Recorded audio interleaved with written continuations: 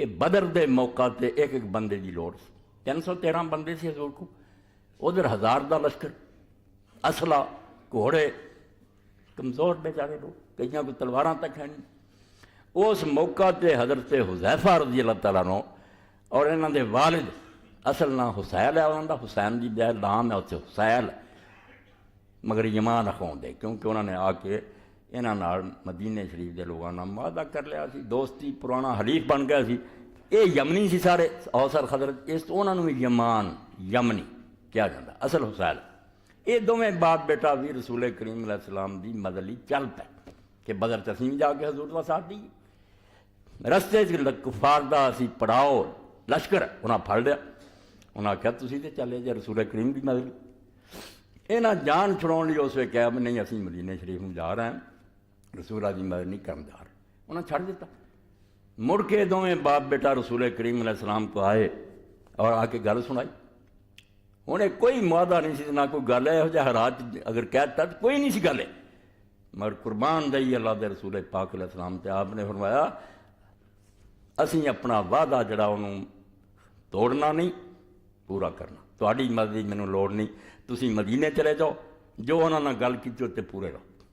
کوئی کافر یہ نہ کہے کہ محمد صلی اللہ علیہ وسلم دے پروانے اور دیوانے جڑے جھوٹے ساڈے نال کی گل سی چلے جاؤ تے میری مدد لی اللہ کافی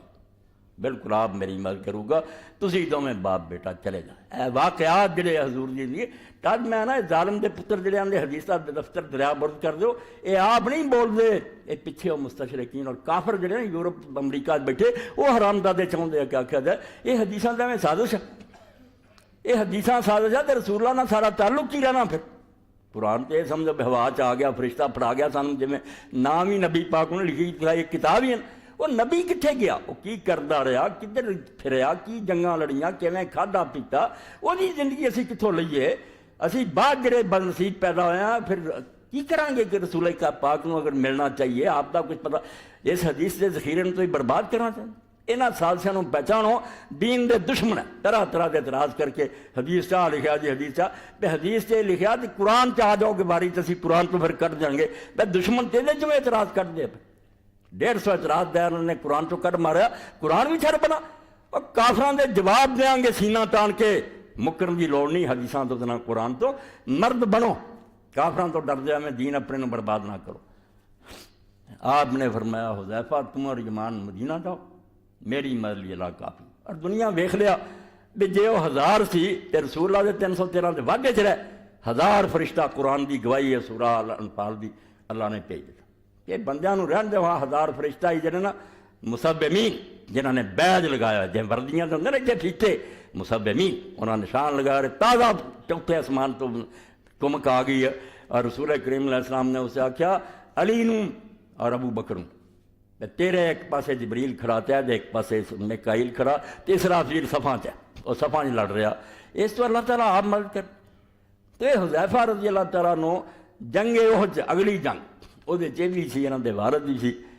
جس سے بدقسمتی نہ درہ مسلمانوں نے خالی کر دیتا غلطی کی حضور نے آکھا سی پاویں اسی جتیے ہاریے درہ نہ چھڈیو پچھوں دی نہ کافر پی جان وہ 40 بندے جڑے جنگ گئے میں ہن کھڑے رہن دا کی فائدہ چلو ماڑے غنیمت کٹھا کری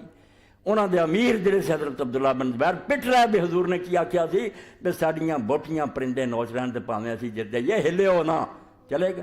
10 رہ گئے خالد بن ولید نے موقع پایا گھوڑا دا دستہ پچھوں دی لیا آ کے وہ حملہ کر دیتا وہ 10 جڑے سے وہ بھی شہید ہو گئے بیچارے مسلمانوں نے جدوں پیچھے تلواراں بجن لگیاں یہ مال کٹھا کر لے ہوش ہی اڑ گیا کون نٹ گیا کون نٹ گیا حضور پاک نہ بندے گنتی چ رہ گئے 9 بندے سارے رہ گئے